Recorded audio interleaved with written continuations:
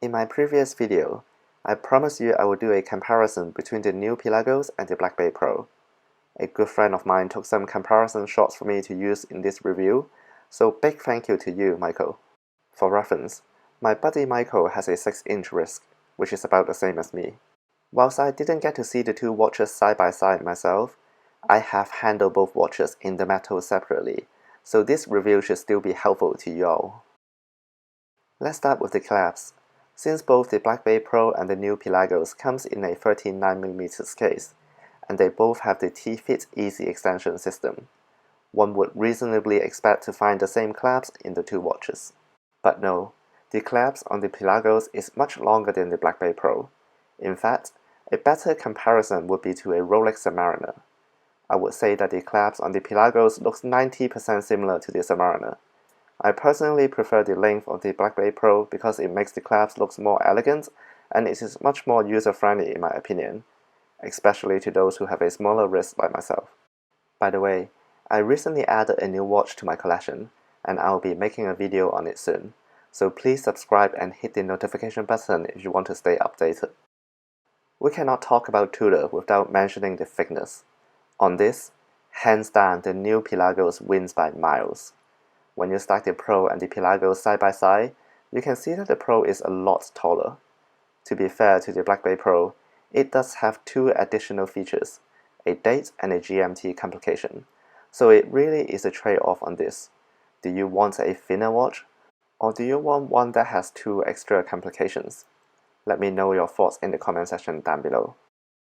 When it comes to value for money, I always thought the Black Bay Pro offers a pretty good deal already.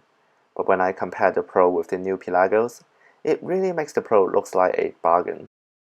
The Black Bay Pro costs £3,170, whereas the new Pelagos will set you back £3,500. So you are getting more complication on the Black Bay Pro, and it is also 10% cheaper. I truly think the Black Bay Pro offers one of the best value in the entire Tudor catalog. The bezel on the Pelagos has a ceramic insert, whereas the Black Bay Pro has a steel bezel. The ceramic is a lot more shiny, so the Pelagos does command more attention than the Pro in my opinion, which can either be a pro or a con depending on whether you like attention or not. The bezel on the Pelagos is also a bit thicker than the Pro. Even though both watches comes in at 13.9mm, the Pelagos does look bigger for two reasons.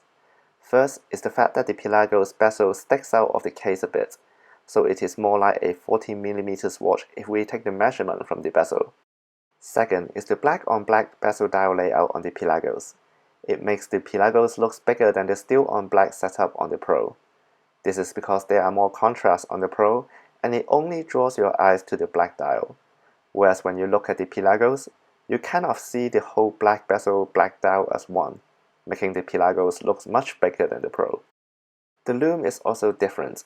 The markers on the Pro is off-white, and it gives off a little bit of a patina vibe, whereas the markers on the Pelagos is pure white, and it makes the Pelagos super easy to read against the sunray dial, and it also has a very modern look.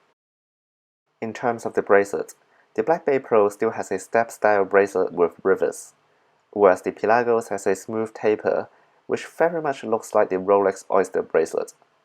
Oh, did I mention that there are no rivets on the Pelagos too? I am personally a huge fan of the Pelagos bracelet. For me, comfort is very important when it comes to watches. The Black Bay Pro is quite a heavy watch, and I am still not sure if I would feel comfortable wearing it for a whole day. The Pelagos, however, is made out of titanium, and it is a very light watch. After trying it on in person, it really makes me wonder if I should add a titanium watch to my collection.